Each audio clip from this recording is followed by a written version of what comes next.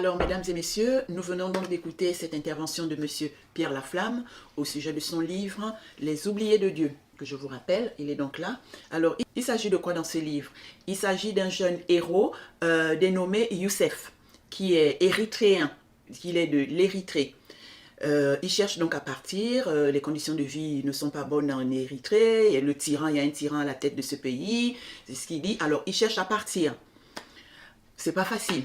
Il doit passer par le Soudan, l'Égypte, l'Éthiopie, pour se retrouver en Libye, et pouvoir prendre la Méditerranée, souvent dans des chaloupes de fortune, hein, comme on en entend tout le temps aux informations. Il essaie dans ce livre, franchement, de nous tracer un petit peu. Il faut le lire parce que c'est très, très, très intéressant. J'ai beaucoup appris.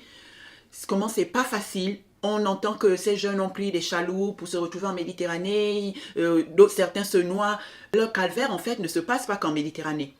Ça se passe depuis le départ au pays. Parce que là-bas, en partant je prends le cas de Youssef, en partant même de l'Érythrée, pour arriver au Soudan, partir du Soudan, aller en Éthiopie ou même en Égypte, mon Dieu, qu'est-ce qu'ils ne rencontrent pas en chemin? Il y a les esclavagistes, il y a les bandits, on les appelle les bandits du désert.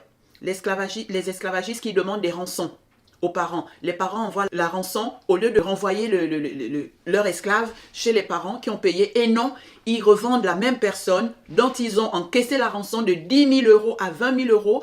Ils le revendent à un autre esclave. Imaginez. Ça, c'est des choses qu'on entend comme ça, mais vraiment, c'est des choses, ça fend le cœur. Ils partent de là. Ceux qui arrivent à passer passent, mais il y en a qui montent dans des voitures, et puis la voiture part dans le désert, tout ça. Ils tombent de voiture, tant pis, on ne s'en rend pas compte. Il est à la merci de quoi? Des lions, des lionnes, des hyènes.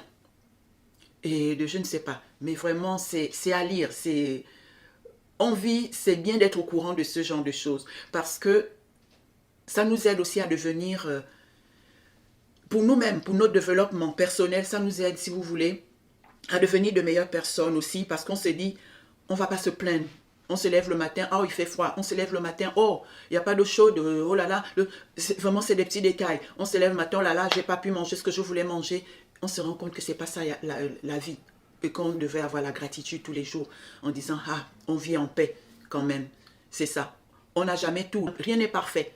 Sur cette terre, rien n'est parfait. Heureusement, dans le livre, il n'y a pas que cette histoire triste de Youssef qui part de l'Érythrée et puis traverse tous ces problèmes à la recherche d'une meilleure vie. Il n'y a pas que ça. Il y a une belle histoire d'amour aussi dans le livre. Et puis, il faut découvrir, il faut la lire. C'est une très belle histoire d'amour. Lisez-la. Et puis, la fin est tout simplement réaliste. Nous remercions donc M. Pierre Laflamme. Voilà, mesdames et messieurs, Les Oubliés de Dieu, disponible sur Amazon. Mesdames et messieurs, nous vous conseillons. Lisez-le. Et puis, voilà. Si vous aimez Parlons de livres, n'hésitez pas. Abonnez-vous, appuyez sur le bouton rouge, subscribe. Et puis, toujours, laissez-nous vos commentaires.